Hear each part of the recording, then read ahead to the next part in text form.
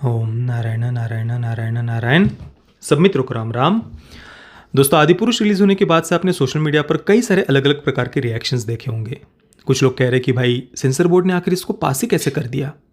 तो कुछ लोग कह रहे हैं कि भाई सूचना और प्रसारण मंत्रालय आईएनबी मिनिस्ट्री क्या कर रही है, इसको तो बैन कर देना चाहिए। कुछ लोग लीगल एक्शन की बातें कर रहे हैं। तो कुछ लोग तो भावनाओं के आवेग में आकर हमें तो प्रोटेस्ट करनी होगी, सड़कों पर उतरना होगा, इनको तो सबक सिखाना होगा, इस प्रकार की भी बातें कुछ लोग सोशल मीडिया पर कर रहे हैं। ऐसे कुछ कमेंट्स वगैरह आपने पढ़े होंगे। तो इसी विषय पर आज हम विस्तार से चर्चा करने वाले हैं। और देखिए, जो बातें आज मैं कहने वाला हूँ वो आप केवल आदि पुरुष तक सीमित मत समझना। ओवरऑल फिल्म इंडस्ट्री को लेकर, या जब भी हम देखते हैं कि कला और साहित्य के क्षेत्र के माध्यम से, बॉलीवुड या कई सारे फिल्म मेकर्स के माध्यम से हमारी आस्था, हमारी भावनाओं को जब पैरों तले रौंदा जाता है, इस प्रकार से हिंदू घृणा स्प्रेड की जाती है, या हमारी ही संस्कृति की जड़ों को काटने का जो प्रयास किया जाता है जाने या अनजाने, तो ऐसे समय में हमारा कर्तव्य क्या है, या हमारा रिएक्शन कैसे होना चाहिए, या हम सच में इसमें बदलाव कैसे ला सकते हैं, इस पर हम बात करने वाले हैं। देखिए, भावनाओं में उबाल लाने वाली बातें, इमोशंस में, खून में उबाल लाने वाली बातें करना बहुत आसान होता है। कहीं पर किसी मंच पर खड़े होकर, या फिर वीडियो के माध्यम से, या फिर भाषण के माध्यम से सामने जो दर्शक होते हैं उनकी तालियां बटोरने के लिए, उनको खुश करने के लिए इस प्रकार से बातें करना कि ये कर देंगे, वो कर देंगे, ये होना चाहिए, बैन कर दो, ये कर दो, ये बातें बस सामने वाले को खुश करने के लिए या तालियां बटोरने के लिए ये वही तक अच्छी होती है। पर अगर सच में हमें कुछ बदलाव लाना है तो इन बातों से कोई फ़ायदा नहीं होता। ऐसी बातें उल्टा हमारा नुकसान ही करती है। मैं आपसे प्रार्थना करूंगा कि देखिए, अपने किसी भी पूर्वाग्रह को साइड में रखकर मैं जो बातें कह रहा हूं उनको प्लीज़ आप ध्यान से सुनिए। कुछ बहुत महत्वपूर्ण बातें मैं कहने वाला हूं, क्योंकि मैं देखता हूं कि कुछ लोग ऐसी भावनाओं के आवेग में बहकर कुछ ऐसी बातें कर बैठते हैं कि वे अपनी ही विचारधारा का, राष्ट्रवाद की विचारधारा का ही नुकसान कर बैठते हैं। और भाई, जिनको बस ऐसी खून में उबाल लाने वाली बातें करना है और बस अपना व्यक्तिगत स्वार्थ सिद्ध करना है, या अपना कोई संगठन खड़ा करके उस संगठन का नाम बड़ा करना है, उसके माध्यम से अपना व्यक्तिगत स्वार्थ सिद्ध करना है, तो भाई प्लीज़ आप आगे वीडियो मत देखना। पर अगर आप सच में कुछ बदलाव चाहते हैं, सच में आपके हृदय में पीड़ा है, तो मैं प्रार्थना करूंगा कि किसी भी प्रकार के पूर्वाग्रह को साइड में रखकर आप आगे वीडियो देखना। अब सबसे पहले बात करते हैं कि सेंसर बोर्ड ने आखिर इसको पास ही कैसे कर दिया।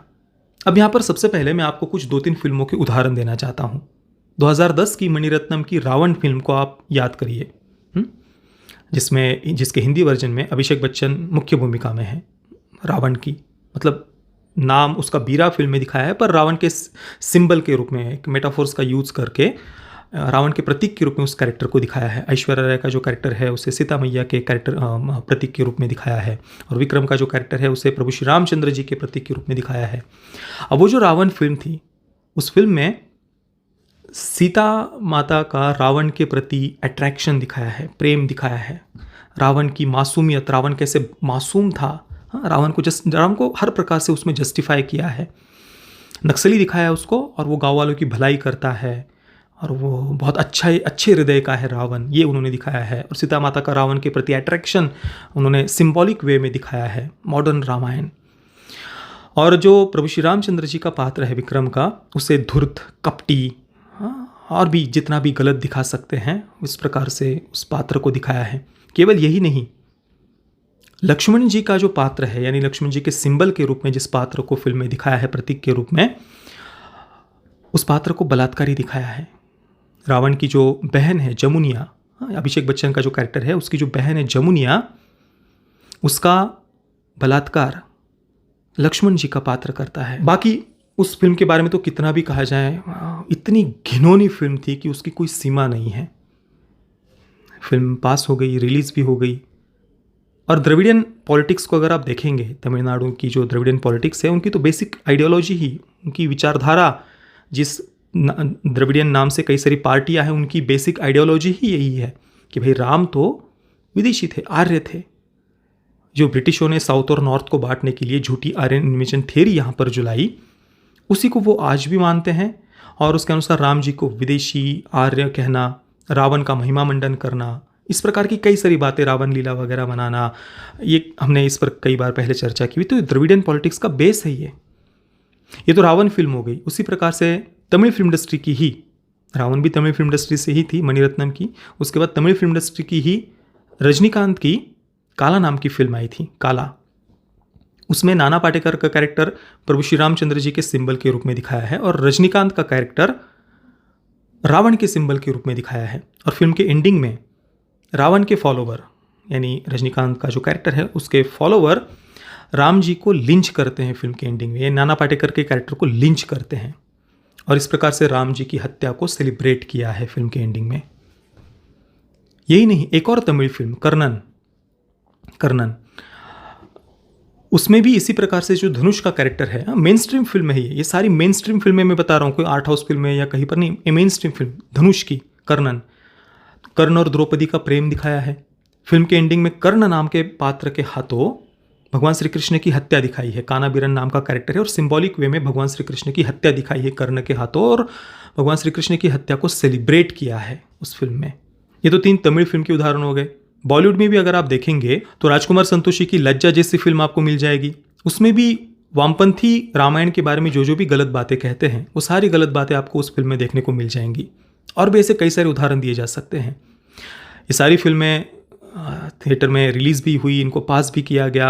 और देखिए, एक मूलभूत बात समझने की आवश्यकता है। भारत एक लोकतांत्रिक देश है और यहाँ पर जहाँ तक बात आती है विचारधारा की, तो कला और साहित्य के क्षेत्र के माध्यम से, आर्ट एंड लिटरेचर के माध्यम से हर एक फिल्म मेकर को ये अधिकार है कि वो अपने विचार रखे साहित्य के माध्यम से, फिल्मों के माध्यम से, और उसे ऐसे ही बैन नहीं किया जा सकता या सेंसर बोर्ड ऐसे ही उसको खारिज नहीं कर सकती।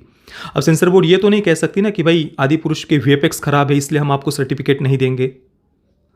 हाँ, टेक्निकली हर प्रकार से इतनी निहायती घटिया फिल्म है आदि पुरुष, इतनी गंदी है कि उसकी कोई सीमा नहीं है। पर हाँ, इतना है कि भाई जो मणिरत्नम की रावण फिल्म थी, ऐसा कोई प्रोपेगेंडा नहीं है कि रावण का महिमा मंडन, राम जी को ही धूर्त और कपटी दिखाना, सीता मैया का रावण के प्रति अट्रैक्शन, ये प्रोपेगेंडा कम से कम आदि पुरुष में नहीं। पर हाँ, टेक्निकली अगर हम देखें तो इतनी घटिया फिल्म है कि वो इंटेंशनली उसको घटिया बनाया गया, ये दिखता है, ये पता चलता है। पर केवल आपने टेक्निकली फिल्म खराब बनाई या बहुत घटिया चित्रण किया, राम जो पात्र है उनकी वेशभूषा सही से नहीं दिखाई आपने, ये कहकर सेंसर बोर्ड फिल्म को बैन तो नहीं कर सकती ना। लॉजिकली सोचना होगा। इस प्रकार से खून में उबाल लाने वाली बातें करने की, ये बैन कर दो, वो ये सेंसर बोर्ड ने ये क्यों नहीं किया, सूचना और प्रसारण मंत्रालय बैन, ऐसा नहीं होता है। हाँ, हम ये कह सकते हैं कि भाई बीजेपी आज भी कला और साहित्य के क्षेत्र के इस सॉफ्ट पावर का यूज करना क्यों नहीं सीखी है। जैसे वामपंथी, लेफ्टिस्ट, ये वोक्स, लिबरल्स दशकों से इस कला और साहित्य के क्षेत्र की सॉफ्ट पावर का यूज करते आए हैं, आज भी कर रहे हैं। उल्टा 2014 के बाद में तो इन वामपंथियों का इकोसिस्टम और ज़्यादा तेजी से और ज़्यादा प्रखरता से इस सॉफ्ट पावर का यूज कर रहा है। 2014 के बाद में देखिए, सबसे ज़्यादा वोक कम्युनिस्ट माइंडसेट की फिल्में आई है, चाहे वो ओटीटी प्लेटफॉर्म्स का कंटेंट हो या मेन स्ट्रीम में आने वाला कंटेंट आप उठाकर देख लीजिए। बॉलीवुड में भी और विशेषकर तमिल और मलयालम फिल्म इंडस्ट्री में भी वहाँ पर तो पूरा कम्युनिस्टों का ही कब्जा हो गया है। तो हम ये कह सकते हैं कि भाई बीजेपी इस सॉफ्ट पावर का यूज करना कब सीखेगी। बीजेपी सॉफ्ट पावर का यूज तो नहीं कर रही, उल्टा ये बॉलीवुड वाले ही, यहाँ के ये वामपंथी, ये वोक, ये फिल्म मेकर्स ही बीजेपी को घुमा रहे हैं और कभी सम्राट पृथ्वीराज के नाम पर हमारे इतिहास का, संस्कृति का गलत तरीके से चित्रण करेंगे। कभी आदि पुरुष के हम देख रहे हैं कि क्लियरली फिल्म को इतना खराब बनाया कि उसकी कोई सीमा नहीं है। पर बीजेपी आज भी इन लोगों के चक्कर में कैसे आ जाती है।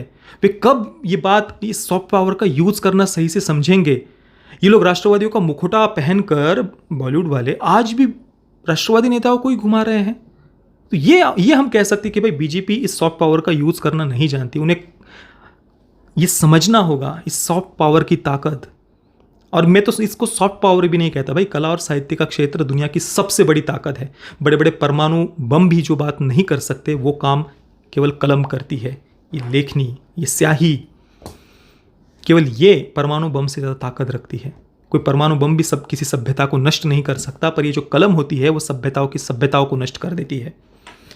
हमने देखा इतिहास में, आप देख लीजिए जितनी भी पुरानी सभ्यताएं हैं, वहाँ पर जिस प्रकार से रक्तपात करके उन पुरानी सभ्यताओं को नष्ट किया गया और उसके बाद में इसी कलम के माध्यम से झूठा इतिहास लिखकर उन्हीं पुरानी सभ्यताओं को शैतानी, डेविल की पूजा करने वाले इस प्रकार से वेस्टर्न हिस्टोरियंस ने लिख दिया पुरानी सभ्यताओं के बारे में। इतनी ताकत होती है इस कलम में। और इसके कारण जो पुरानी सभ्यताएं थी उनको पेगन्स कहकर वो तो शैतान की पूजा करने वाले हो गए, और जिन्होंने उन सभ्यताओं को नष्ट किया था वे तो रिफॉर्मिस्ट सिविलाइज्ड करने वाले हो गए। ये किसकी ताकत है? परमाणु बम की ताकत है? नहीं, कलम की ताकत है। और इस सॉफ्ट पावर का यूज करना राष्ट्रवादियों को कभी समझ में ही नहीं आया। ये बात मुझे भी फ्रस्ट्रेट करती है कि 2014 के बाद में 9 वर्ष हो गए, पर अभी भी कब सीखे, कब समझेगी बीजेपी ये इस सॉफ्ट पावर का यूज करना। और उससे भी बड़ी दुख की बात, चलो सॉफ्ट पावर का यूज ना हो, चलो ठीक है, नहीं करना है, पर ये लोग उन बीजेपी राष्ट्रवादी नेताओं को ही घुमा रहे हैं। नेता ही नहीं, राष्ट्रवादी लोगों की भावनाओं के साथ में खिलवाड़ कर रहे हैं, इतना घटिया कंटेंट बनाकर। हाँ, ये कह सकते हैं हम, पर ये केवल ऐसे सेंसर बोर्ड क्यों पास कर, ये कोई लॉजिकल बात नहीं है। और ये जो प्रैक्टिकल है, जो तर्क संगत है, वो हमें विचार करने चाहिए। ऐसे खून में उबाल लाने वाली बातें, बैन, ये वो, ये सब करके इससे कुछ साध्य नहीं होता है। मैंने कहा ना, खून में उबाल लाकर क्या हो जाएगा? ये केवल हम अपना गुस्सा शांत करने के लिए, और सामने वाले हमारे कुछ कमेंट्स कर रहे तो उस कमेंट्स पर लाइक आ जाए, या हम कुछ वीडियो या कुछ कहीं पर भाषण दे रहे तो कुछ तालियां बटोर ले, ये वही तक अच्छा है। इससे कोई दूरगामी परिणाम या कुछ हित नहीं होता है। तर्कसंगत तरीके से लॉजिकली हमें अपनी बातें रखना सीखना होगा। और जहाँ तक बात है, अभी सेंसर बोर्ड की मैंने बात कर ली, बैन की भी हमने चर्चा कर ली, अभी आगे भी करेंगे। उसके साथ ही कुछ लोग लीगल एक्शन की बातें कर रहे हैं। देखिए, लीगल एक्शन की जहाँ तक बात है अभी द केरला स्टोरी के समय हमने देखा, जिन्हें उस फिल्म को बैन करना था उन्हें 2 बार सुप्रीम कोर्ट से मुंह की खानी पड़ी, एक बार केरला हाईकोर्ट से मुंह की खानी पड़ी। फिल्म बैन हुई नहीं हुई। तो क्या मतलब है? मतलब जैसे अभी उनका मजाक उड़ा है, सुप्रीम कोर्ट में, हाई कोर्ट में 3 बार इनको मुंह की खानी पड़ी जो केरला स्टोरी का विरोध कर रहे थे। तो क्या अब हिंदू भी कुछ जो संगठन, अब वो पता नहीं किस उद्देश्य से वो कुछ लीगल एक्शन लेने की बातें कर रहे हैं, कुछ अपने संगठन का नाम बड़ा करने के लिए या सच्ची भावना से कर रहे हैं, मैं नहीं जानता, पर क्यों कि मजाक उड़वाना है अपना कुछ कोर्ट में जाकर? नहीं होती भाई बैन फिल्में ऐसी। और सबसे बड़ी बात तो भाई डिस्क्लेमर है शुरुआत में, और डिस्क्लेमर उनकी सबसे बड़ी शील्ड होती है फिल्म मेकर्स की, और उससे आप किसी भी दुनिया की किसी भी विचारधारा की फिल्मों वो नहीं होती बैन। जो प्रैक्टिकल है वो सोचना चाहिए ना, जो बिल्कुल कुछ होने ही नहीं वाला, वहां पर बस कुछ अपना नाम करने के लिए या लोगों की कुछ तालियां बटोरने के लिए, या ये व्यक्तिगत स्वार्थ से हमें ऊपर उठना होगा। सही मायने में क्या हो सकता है, हम क्या कर सकते हैं, उस पर ध्यान देने की आवश्यकता है। और अगर बैन की ही बातें हैं तो भाई फिर ममता बनर्जी को भी सही मानिए। फिर वो तो अपने जो उनके वोट बैंक है उनको खुश करने के लिए उसने कर दिया ना बैन द केरला स्टोरी को। फिर क्या ममता बनर्जी को सही कहेंगे आप? ये सॉल्यूशन नहीं है बैन वगैरह। हमें अपनी ताकत, अपना इकोसिस्टम, अपनी सॉफ्ट पावर का हमें कैसे उपयोग करना है वो हमें देखना होगा ना, और उसी से कुछ बदलाव आ सकता है। अगर हम बस ऐसे बैन वगैरह ऐसी बातें करने लग गए तो इससे होता क्या है? इससे होता यह है कि वामपंथी, जो लिबरल्स, जो लेफ्टिस्ट दुनिया को बताना चाहते हैं ना कि नेशनलिस्ट कैसे इंटॉलरेंट होते हैं, नेशनलिस्ट कैसे असहिष्णु होते हैं, नेशनलिस्ट कैसे कट्टरपंथी होते हैं, नेशनलिस्ट कैसे सांप्रदायिक होते हैं, यही तो दुनिया को दिखाना चाहते हैं ना कि राष्ट्रवादी लोग तो ऐसे ही कट्टरपंथी, सांप्रदायिक, इंटॉलरेंट, असहिष्णु होते हैं।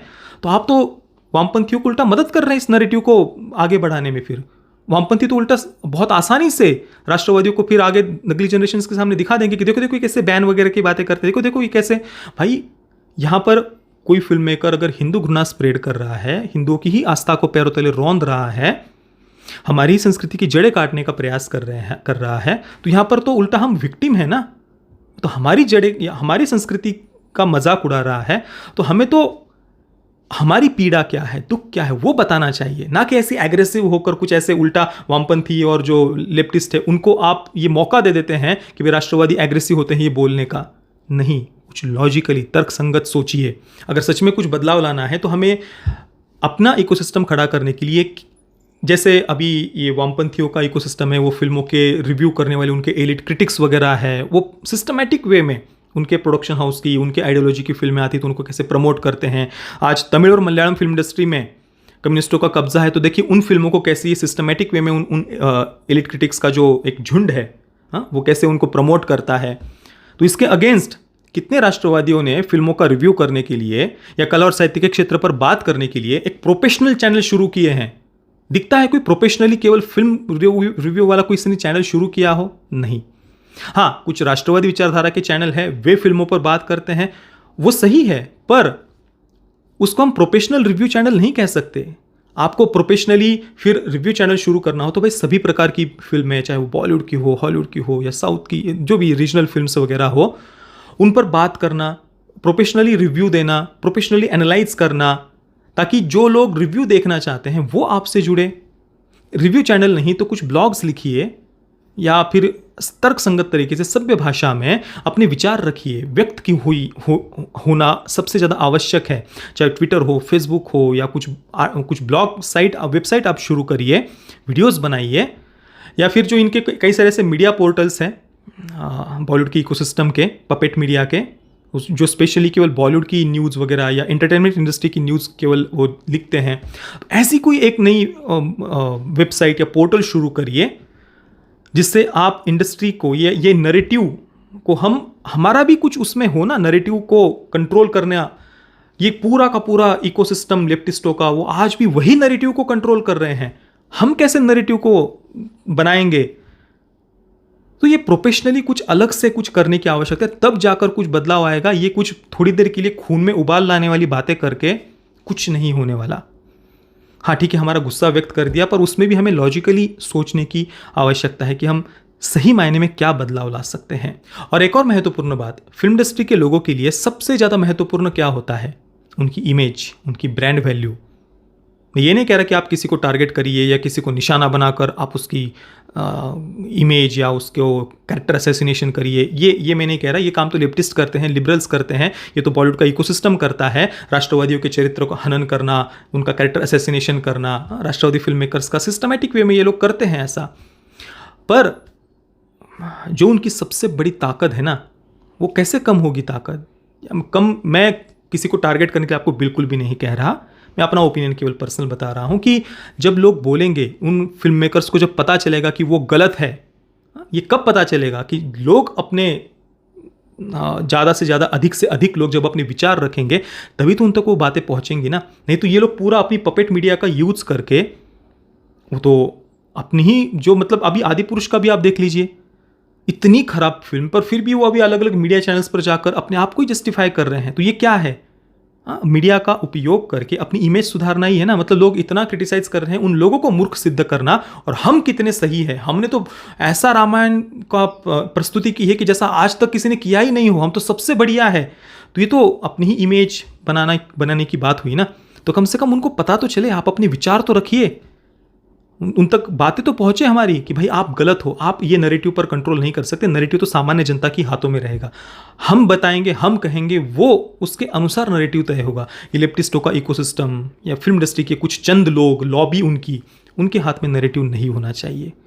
ये नैरेटिव, ये सबसे बड़ी ताकत है, सॉफ्ट पावर हम जिसको कहते हैं, कला और साहित्य के क्षेत्र की।